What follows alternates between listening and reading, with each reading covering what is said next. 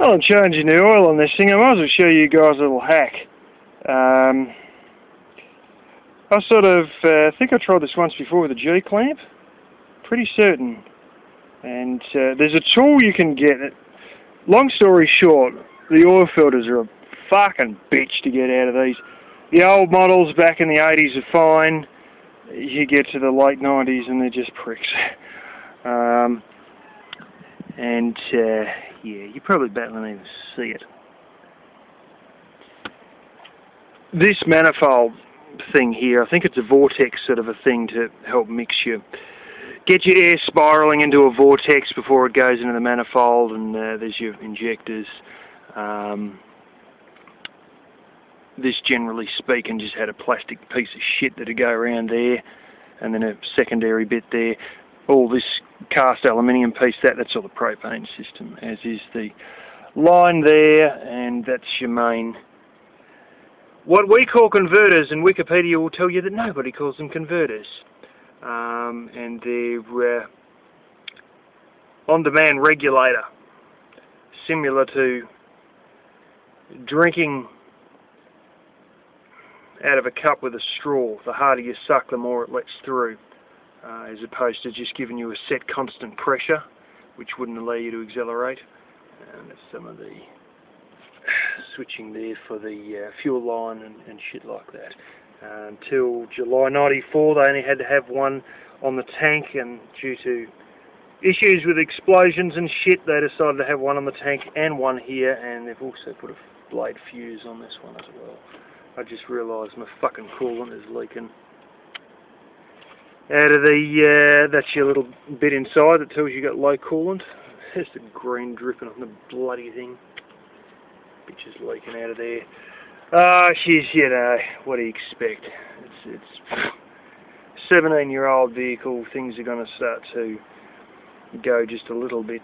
And believe me, these are a darn sight more of a dream than American-built ones. This is 99 model, and it's got independent rear suspension. Now, for European stuff, that 1980 model Peugeot I got rid of also had independent rear suspension. In the United States, the first independent rear suspension you had was in 2006 in the Corvette. Borrowed off Holden, Australia, mind you. Even the battery here. Now that's the last bastard who put the battery in probably didn't care less, but that's a little vent pipe that goes down there to ventilate around the sides of your battery. And then I think there's another little gap in the back where the air comes back out again. But that's your little battery holder box. In case it leaks acid, it only leaks into it in the box. Although I really question how it's going to do that with a big gap in the back. I think it's more an air ventilation thing. But yeah, there's a little vent pipe down there which isn't friggin' lined up with the box, which should be. Which is probably something to do with the last guy who put the last battery in. Anyways, there's a newish air conditioning system. For some reason I'm being attacked by ants at the moment. So, yeah, it was good getting that put in. It made a lot of difference. Anyway, you can't see it, but underneath the manifold there is the, what's his name? Hang on a second. The camera's going to go everywhere for a minute. Oh! The Z9 oil filter. You see what I've done here? Get the blue, completely blue and black Irwin quick grips. These are wood clamps. And this is the foot long one, 300mm, 305mm, whatever. And you pump that around it and you get it off. There is a tool I had with the XD. I don't know where the hell that tool is. It's probably my father's place. I thought I had it in my XD and it'd be over here. Probably hanging on his bench. But anyway, you tighten this onto it, and so long as you ain't hitting the ground, which it almost is but not quite, you just basically push your rod there and the friggin' thing undoes itself, and that's already turned about 1/5 of a revolution. So yeah, I'll just keep releasing, move it around, tighten again, you know, push it anti-clockwise, release, retighten, push it anti-clockwise, and I'll probably only have to, you know, do that another. Done it once already. You'll probably only have to do it another 1 or 2 times, and that'll release it to be able to get it out. But it's really because of the change in manifold that makes it such a pain in the arse. There's your last strips coming out of your sump bung there. A lot of the older models of this engine, they've had the same block since, oh fuck, the 70s. But some things change, including the sump cover becomes cast aluminium as opposed to sheet metal, which, yeah, I think it's actually quite a bit stronger as a result. The other ones are, you know, not terribly grand sheet metal, and you didn't really want to hit a rock. But anyway, I'm still getting attacked by fucking ants, so I'm going to get on with this job anyway. Alrighty, well, I cleaned the cover off a bit. Didn't quite get all the bolts there. I went and tightened those, 10mm. They're all tight already. Stupid assembly there. Just a hose poking straight in the side through what is essentially this rocker cover overhead valve. And yeah, well, it throws a little bit of oil out of there, and that's why this is also bloody dirty. Just because of this stupid connection there not being terribly great. So, yeah, bit of a design flaw. As you may notice, this is sort of a bit of white on it, the aluminium casting there. This is not exactly a terribly young generator, although it looks much like the ones they sell now.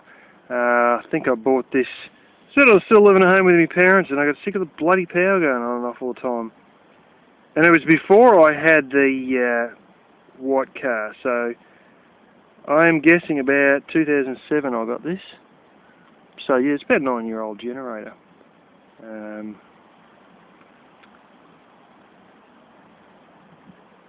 Don't think it was 2008, because I got that car in 2009, but there was a point there, I think it was before I was working in the nursery, so yeah, it's probably 2007 I went and bought this. Just because I was sick of the constant power outages, and my mum was like, oh, you use again. Yeah, we used again. And now we're using all the time, living off grid, so, well, once a week at least for doing the washing and whatnot, and we're going to use it for cutting some more wood today, but I might just go and wipe all the dust off a lot of these areas that I can get to anyway. As you can tell, like, she's not exactly brand new. I mean, this has spent its entire life undercover, and yet, yeah, chrome is still fading fast. It's funny, you actually got a bung and a dipstick both sides, which is pretty smart, really.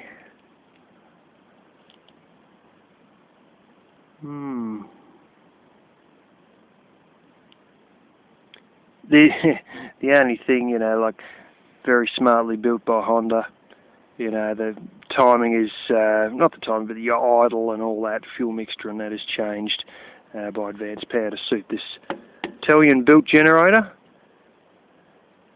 I don't know if it's a Lings or something, I did know. It's in the manual anyway. The only thing that'll stuff up, the bolts holding the little rubber feet on the frame, the nut underneath that rubber foot sometimes comes loose.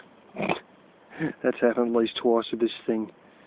And the frame, and that is the Australian-made bit, and everything else with Honda is so well worked out with all their Japanese exactness that nothing rattles loose at all. So, only just the bit the Aussies put on for the rubber feet, that's it. You notice this might look a bit different from the Hondas you're used to in the States. You know, red, white. One of the dead giveaways is sheet metal cover for your pull starter. We do have the ones that are made for the United States market over here, and you can buy pressure washers that have got the Hondas made for the States. And I've also seen a firefighter like that too, actually. That's the first one I ever saw, was a firefighter. and you can tell the difference because they're all black. The whole lot's black, and this will be plastic.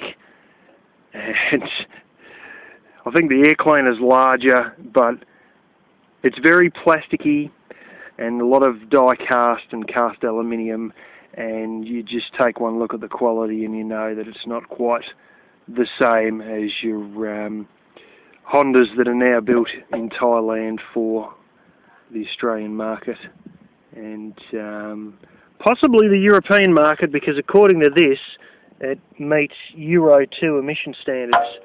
So yeah, there we go. Another thing I forgot to mention is I'm pretty certain the United States model that I see, you don't have a guard on it, or your heat guard is a lot less limited, like as though it's literally, instead of being a big sheet metal hoogly-magoog, it's literally just a bit of wire sort of thing, or something like that. I notice, or you just don't have a heat guard full stop. I do remember that there was something different, like as though the exhaust was just completely silver instead of silver with a cover over it. But yeah, it's a bit like the bloomin' lawnmower that I've got over here. When I got the trouble with this was the air filter was blocked, and I mean blocked to the shit house. And it's the stupidest frickin' thing. I mean, it's on a lawnmower, but instead of having a snorkel like all the Aussie ones, it takes it from underneath the bloody filter. Now, when I looked at the filter, and I looked at the age of this, I think it's about 2007 or something like that, it said the filter suits 2011 models on, and yet this is 2007. This is because it's a Briggs & Stratton made for the American market. And you can just tell the simplicity of, the cap is just a little bit of die cast with literally only about 2 or 3 threads, and you're battling to even get it on straight half the time. You know, your little pressed sheet metal tank that's just crimped like a baked bean tin. Carburetor is 100% plastic. You got to pump your little prime thing. You know, the typical one where you got your tank underneath and then your carburetor and then your air filter, and it's got to sort of draw up using the Venturi effect. If you notice what all this is, it was starting to rust. I mean, it was rusting very quickly, so I re-spray painted it with a bit of spray paint I had, and sort of got on the spark plug on the base here a bit. But that was because it was starting to rust, you know, and it's seen, well, a little bit of time outside, but not a great deal, and most of the time it was, you know, in a shed, but the paint was just so exceedingly thin, you know, and your little muffler, jack shit worth a bugger all muffler, same as the other Briggs & Stratton water pump, you know, and this one's reasonably alright, but your older models from the early 90s and that, like, you start them up and you got piss weak little mufflers like this and you're deaf within about 5 minutes, you know. But you can tell when things are made for the American market just by sort of looking at the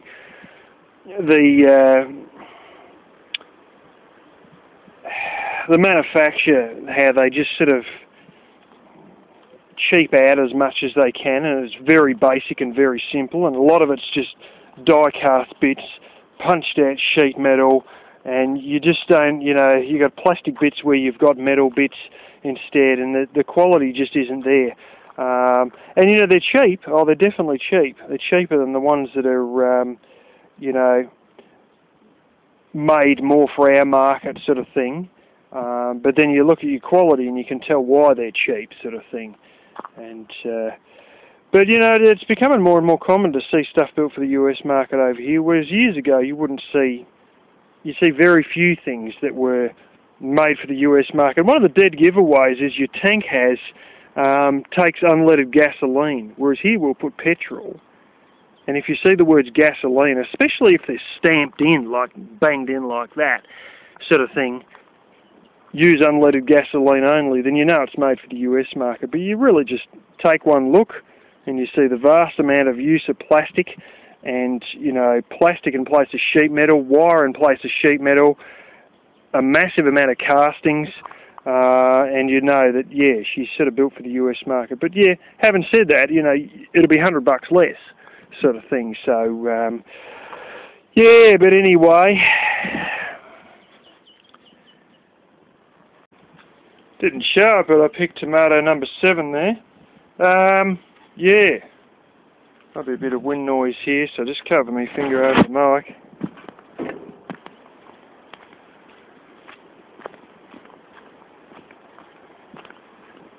I got stuck into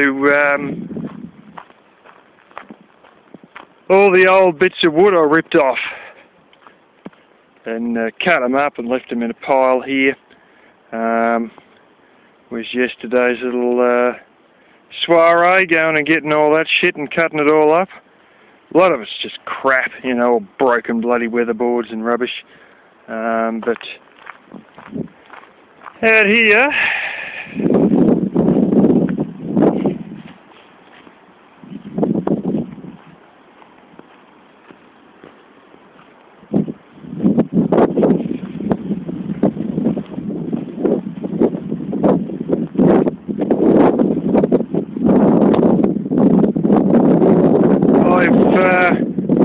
decided to get into a couple of the old crapo branches that come off that eucalyptus tree.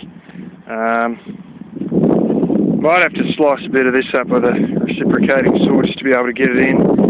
Might actually just go and grab the circular saw and try and slice a bit of this up just to get it into manageable lengths, because you can't feed something frickin' 16 foot long through a bloody miter saw. So yeah, I've still got to pull a few of these out. That one there's dead, which I knew. I've only just realised this other little one on the side. Those little sticks on that one there were actually all green only a couple of months ago, but this whole bit's died as well. And if I can get that out, I'll actually climb up there with a chainsaw and finish that piece off there, because there'd be some beautiful wood in there. So a lot of it is just shit, to be quite honest. You get up into this piece here, that's all dead. Some of it's bloody big. I actually got up and drilled a hole in that. You probably can't see it, a little hole I drilled through. Tried to put a coaching bolt in. So I got up with a cordless drill and the socket set, and one socket anyway, and tried to put it in. It was just soft as shit. It's all rotten inside. A lot of these are. This is being affected by termites. And probably old age, and then the termites just come and join in the fun. Which is not really good to have termites this close to a freaking actual house. Anyway, house, should be able to see the chimney through there. Anyway, yeah, try and make use of this wood. If this was actually solid, it'd probably be good, but a lot of it I don't think is solid.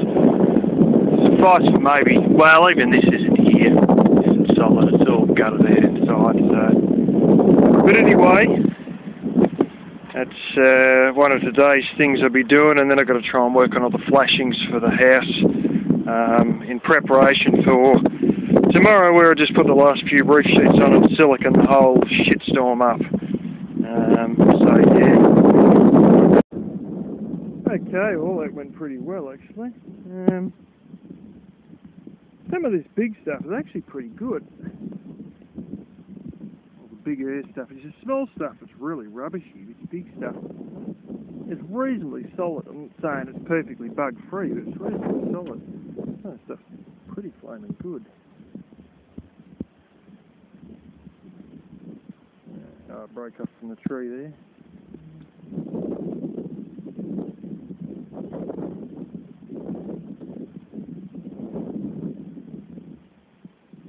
Yeah. Took a bit to cut through some of these bits, which obviously is an indication that it's, you know, reasonably dense. Anyway, that's that. Okay, been doing a bit of flashings. I'll show you that in a second. I just got to put this one on. I flung it off the roof because I thought I stuffed up. It all looks great. This is a ridge cap. Those of you who don't know, that's a little bit that goes on the top of your point there. Runs along the top of your, you know, to cover sort of your roof sheets from one side coming to this side, and then the other side coming to that side. It sort of overlaps, and Yeah, sits right on your top. Looks alright like that, but this is designed to obviously have different roof pitches. So, you know, you can have 45-degree pitch, and mine's a 30-degree pitch, you know, which is actually out like that. So when you get there, you got this bloody gap that you can see there, the V, that's not covering, and the whole point of me doing it was to cover that piece. Father told me to cut the strips in, like just cut little lines, one there, another one about 1/4 inch across, boom, boom, boom, all the way down. He said, you got to go fairly deep, and I'm using aviation snips, not the green and red handled left and right. I've just got the aviation, which is a straight snip, but turned into a shitstorm, so I actually got a piece of what's actually the side of a microwave and shoved it up in the bloody middle and riveted the bastard on, and you can see, you probably barely can see it, but I've got it sitting like that up there. And I've got a little bunch of the little small strips, and yeah, still didn't quite work. What looks like a higher lump there, that's actually the handle of my hammer. Anyway, I've still got a whole shit ton of tools up there. Anyway, I done that, and I done this too, and I reckon that underneath the, I should be getting a bit closer. It's pretty low pixelation here. See that piece there? That piece there? They've just been added in today. Where you're flashing, see the line there and the line there? That's your big flashings. Where they stopped, there was still a little bit of a gap between the weatherboards and the little bit of wood there that's holding your valley gutter, which is like basically the battens for the valley gutter. And I thought, stuff that shit. So I sort of drew out by hand, just by looking at it, on a bit of sheet metal, snipped it, and put the one on the right in, and it was bloody perfect. And so what I done was I got that one. Of course, I didn't screw it in. I took it out. I put it over backwards onto another bit of sheet metal, and basically made a mirror copy for the left side. So done the right side first, flipped it over backwards, and traced it to make a mirror copy for the left side. Come out bloody brilliantly. And then those two flashings sit on top of the flashing here. And as you'll probably notice, that sort of goes down because the battens for the little veranda here go down, because I had to, because of the bloody downpipe. Originally the veranda was built and the downpipe has only been there since about, what, 99? To be honest, this valley gutter there that's actually sticking out, usually they don't stick out that far. I was here when that was whacked in, when my uncle was living here. And there's another, at least another one valley gutter underneath that's a galvanised sheet that's smaller than that one that's currently there. And that valley gutter is basically sitting inside an old valley gutter, which is sitting on top of battens, which would just be 20 mil, like about 4/5 of an inch planks that run right along the length of the house down that way. One that side. Anyway, that's all worked out there. That flashing there, I shit you not, it's actually a foot wide. This piece here, you know, you got ones there that are about 20 centimetres, it's about 8 inches, and that one there, because it drops down quite a bit more, is actually a foot wide. And that's come out brilliantly. It's come out bloody perfect. So I do have a little bit of skill with the old sheet metal, you know, and like I can do all this stuff just by eye, you know, and as I've done with the two little flashings, you know, the first flashing there, done it all by eye, and it sort of comes up pretty flaming good, actually. That is one skill I definitely have, is hand working sheet metal to make bloody whatever you want to make. The ashtray and the wood stove inside, the actual one in my kitchen that I cook on in winter. I didn't bother this winter, but the ashtray of that, completely made by hand, you know, some sort of a thing. Handle on it is also sheet metal, you know, it's all pretty, yeah, just like making origami. But anyway, better get to and put this on, and I've got I don't want to race, I don't really have any ridge cap to waste anyway. don't have any at all, except about 2 foot left. But there's the corner of that, where the veranda goes around to the other side of the house. There's no friggin' ridge cap on it, and the damn beam that runs from the corner of the house there basically out to the edge of your water tank is turning to shit. So I've got a bit that's probably about 4 inches too long, but I can stuff it under all that there. I'll just show you a bit better. I'm sitting there waffling away and you ain't getting a good look. You can see there, that's your line that comes down there. And what this thing is, that's jasmine bush. And I'm going to have to shove it under that a little bit. But I'm going to, yes, you can see the other top edge of the other roof sheet where it meets this one, and I'm going to have to sit it down over the top of that to try and preserve that beam. Can't get it the full way because this bush is like just frickin' crazy, to be honest. It's taken over part of the veranda roof there. And yeah, but I want to protect that beam anyway. Which that's come off years ago. He never put it back on, and I wouldn't be surprised if he didn't even notice. And if he, you know, a lot of times he did notice, but just didn't care. And we can whack this sheet on, and then all of those sheets there, except that little scrappy one on the top. Anyway, I've got to keep going on this because the sun is fading fast. It's sort of been overcast all day today too, which means it's nice and cool up on the roof, but I'm running out of light pretty quickly, and I've still got to cover that one in. And I have a little, I got a bit more flat sheet metal. That's what I'm going to use for making up a bit of an improvised ridge capping for that veranda. This shit is bloody expensive. And I've got a few more bits of flat metal like this that I'm going to do to put a couple more flashings along for where it goes onto the veranda roof. That'll be tomorrow, I think. Yeah. So anyway, that's not a big deal, really speaking, because all you got to do is just bend it about. What is it? That roof's 30 degree, and this one here is 15. I've got this bizarre little level that spins inside a big wheel that you can sit things on to get the exact degrees angle of a roof, and all you got to do is basically have like a not quite 90, but 90 minus 15 degree bend that only goes about not much more than an inch, and you jam it up underneath the weatherboard. And I've got that's why I've got all screws on these bottom two weatherboards, so I can undo the screws, jam the thing up there, and actually re-drill through where the screw hole is to punch through the actual sheet metal flashing, and then put the screw back in, and that secures the flashing underneath that weatherboard. And then a lot of the time these screws that hold the roof sheets on will go through the flashing, through the roof sheet, and straight into the batten for the front one there. So yeah, anyway, alrighty, I got that one up pretty well. Just packing up a bit now. Yeah, dark. Well, these rivets, you know, I can't get them in the hole when it's dark. This might explain a couple of my love life problems. What friggin' love life? I was just thinking about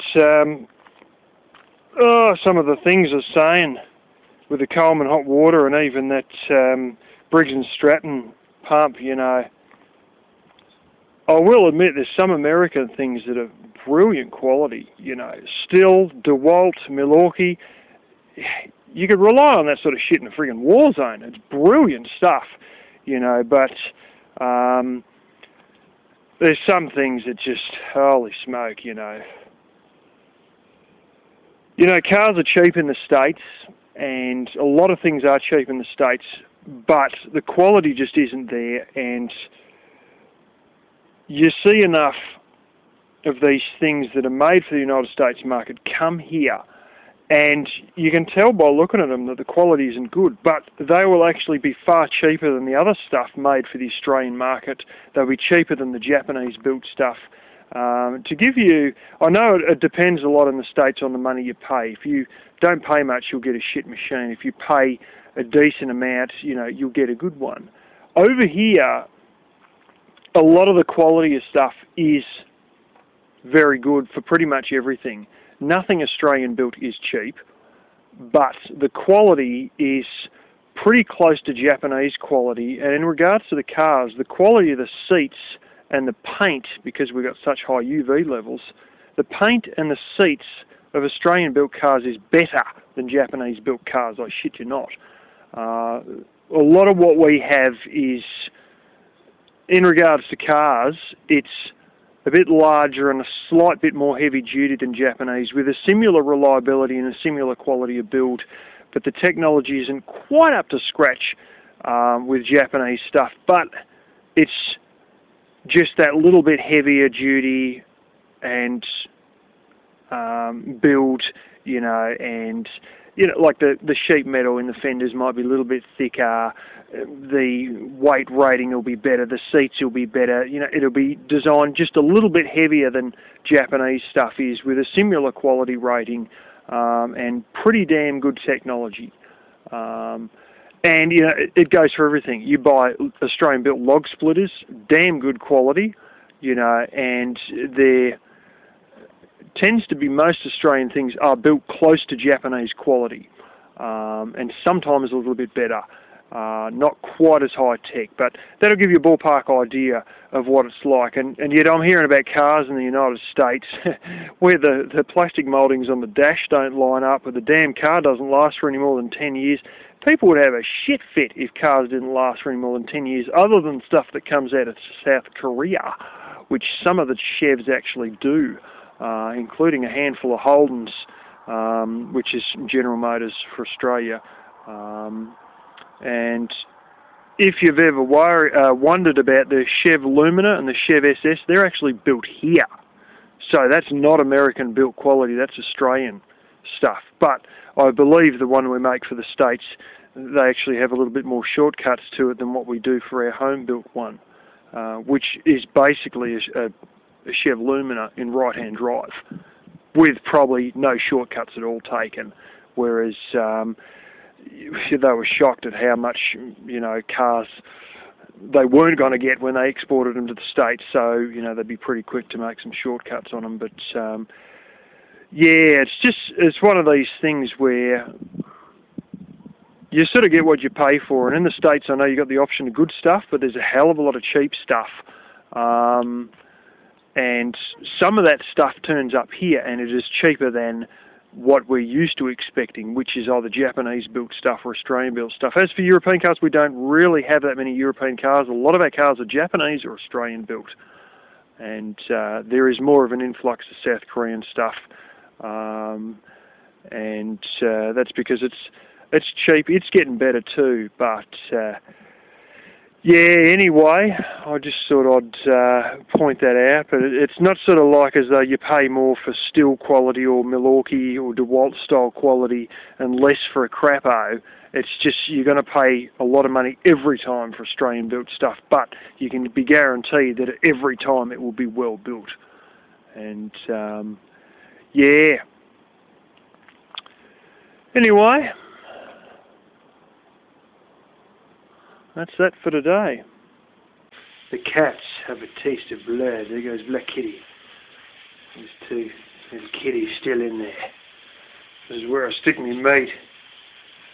If I get it in a bag, so often it's a shopping bag or a bread bag, and almost all of those bags have come from my house.